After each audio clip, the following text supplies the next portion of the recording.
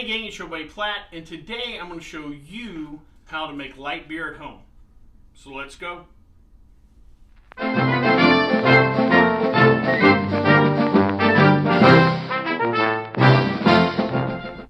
One of the great things about home brewing is sharing your home brew with others. I've got a group of friends that are fellow bartenders. We get together on Sundays, watch football, and then whenever I create a batch, whatever I make, I take it to them. They're kind of like my personal guinea pigs. But the guinea pigs have made a request. They want light beer, or regular guy beer, as they like to say. I make things like mead and ciders, and I've tried wine and stuff like that. They want regular guy beer, i.e. light beer. So that's what we're going to do today, is make a light beer. Real quick, I want to go over what makes light beer, and avoid some of the misconceptions. It's not regular beer watered down. They don't take regular Budweiser, just add water to make Bud Light. The concept behind these beers, the American Light Lager, is that starting about 100 years ago or so, that we wanted a beer for the American worker, the guy who was working in the factory. They wanted something more sessionable. That's the term used for craft beer. So we dropped the ABV. We wanted a lighter flavor. We didn't want to get, weighed down or bloated.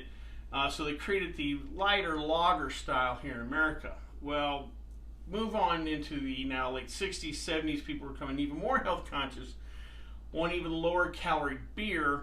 The first light beers are actually called diet beers. How they are produced is, when I brew a beer, we'll use barley malt, and we will do a mash in to convert the starches in that barley into sugars. That sugar becomes maltose. Maltose is not the most efficient sugar in fermentation, so to get enough fermentable sugar, sometimes you have to add additional malt, barley malt, and that's additional calories. We're getting additional carbs, what have you. So what the big brewers did was they found an enzyme that makes that malt conversion more efficient. Thus we need less malt in the mash bill, less calories in there. Also, what they do in these light beers, because again we're going for as light a body as possible, light a flavor as possible, is they use what are called adjunct, other sugars, fermentable sugars, into the mash bill instead of that barley malt that again is not 100% efficient. Also does provide body and flavor. The two most popular here in the US are corn and rice. Now you've probably seen Bud Light do a lot of commercials about the competitors using corn syrup, and they don't, but they do use rice. And they use specifically rice syrup solids or rice solids. What both of these do, the corn and the rice do, is they provide fermentable sugars, but they don't add anything to the body, and they don't really affect the flavor. Corn more than rice on the flavor, as the bird knows, but they help achieve a lighter body beer, but we still get the fermentables that we need for fermentation. They also lighten the color a little bit. Again, you wouldn't be able really to make a true light beer without using those, and most of the recipes in the US you either have rice or corn.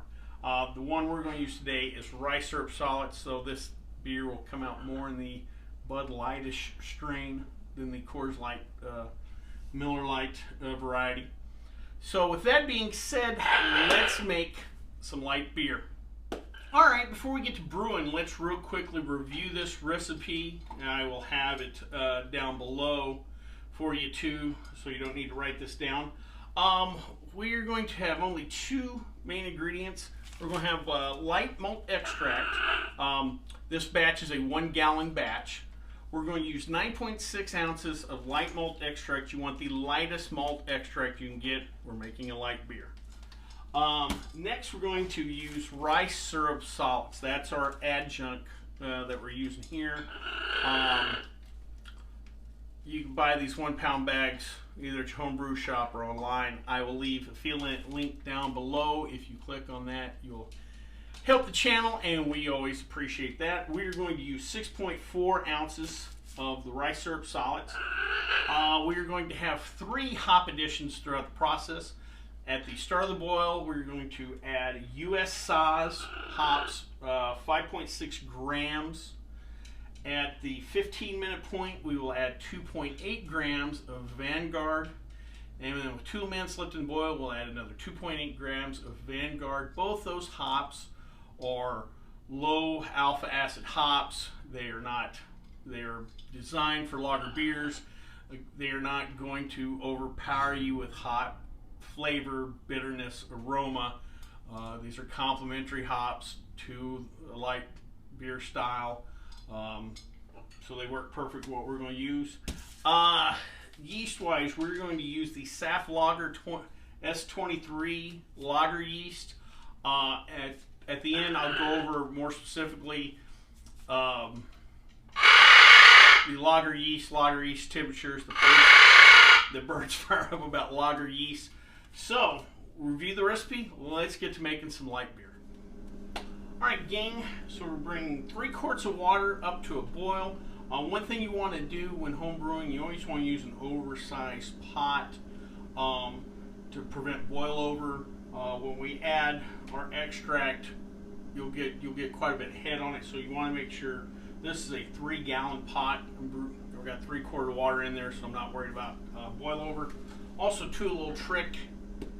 You might want to pre-measure everything, put them in one of these little storage containers. Makes your brew day just a little easier if you want to do it the night before, or, you know, while prepping. Just makes it easier. Let me see here, we're up to a boil. So we'll kill the heat. You want to make sure to kill the heat before you add the extract in, because again, too, that could cause a boil over. So we got our 9.6 ounces of light dried malt extract. Just dump that in there. Give it a good stir.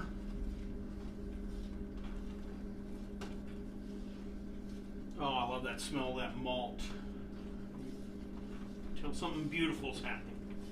Give this a good stir. Next, we'll add our 6.4 ounces of the rice syrup solids. Just dump her straight in too. Now you want to make sure that you have nothing sticking on the bottom. You don't want to scorch anything, because that will affect the taste. So make sure everything's completely stirred in. We've got nothing on the bottom.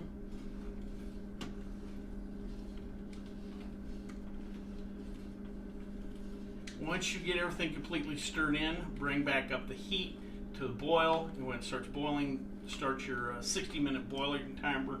So let me get this stirred in, and we'll come back for the start of the boil. Alright, so now we brought our solution, which we would call wort at this time. We brought her back up to a boil. So our 60-minute boil is starting. We need to add our first hop addition, which is the US Saaz 5.6 grams. We'll just pitch those in. Real quick stir. Oh, you smell the hops. Also, too, you'll get a little boil up when you add hops too. So again, it's important to have plenty of headspace when you do these boils. Real quick, some of you out there may have noticed that we're making a 1-gallon batch, but I have 3 quarts of water in here. That is so when we get done with the boil, we can cool off our wort quicker by having 1 quart of cold water. It'll be ice and cold water, and that will get us down to the proper temperature to pitch our yeast. So we added our first hop addition. Let's come back at the 15-minute mark and do our next hop addition. Alright, so we have about 15 minutes left in our boils, and we're going to do our next hop addition. It's 2.8 grams of Vanguard hops. Toss those right in. Give it a quick stir, and we'll come back for our last hop addition. Alright, we have 2 minutes left in our boil, and we're going to do our last hop addition. It's 2.8 grams of Vanguard, another addition of Vanguard hops. We're going to toss that in. Give it a quick stir, like so. We got a couple more minutes on the boil. Then we're going to cut off the heat, and we're going to try to cool our wort down as fast as possible. Because this is a lager beer, we're going to ferment at cooler temperatures.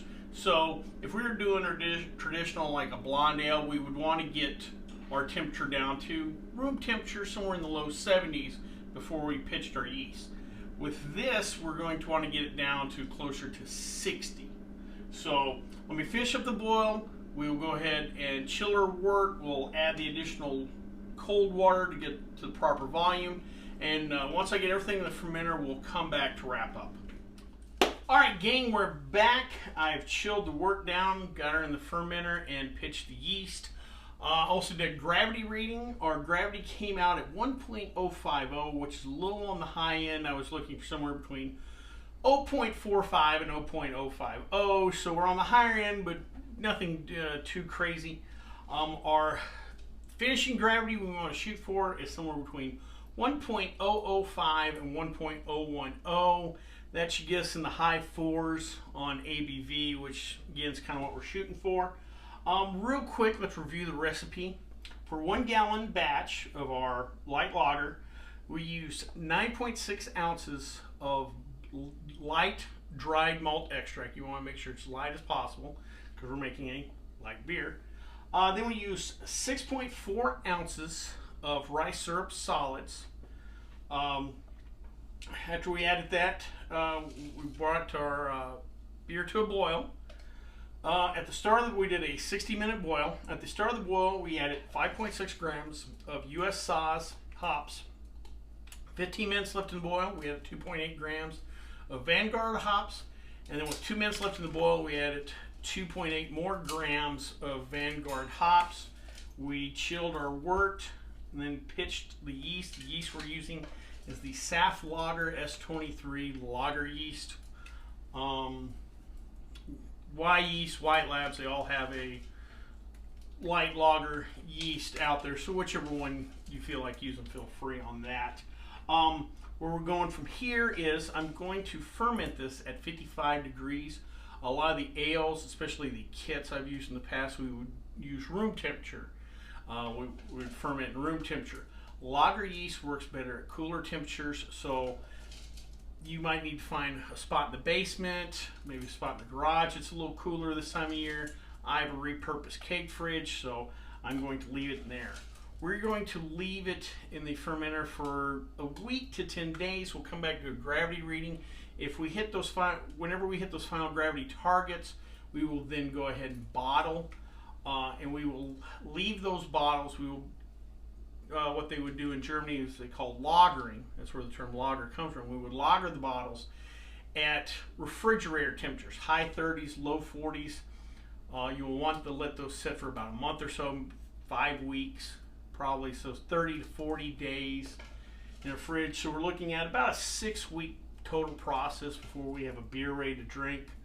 Again, the lager temperatures help the yeast produce a cleaner finish. You don't get those funky esters like you do from ale yeast, because ale yeast works at ale temperatures.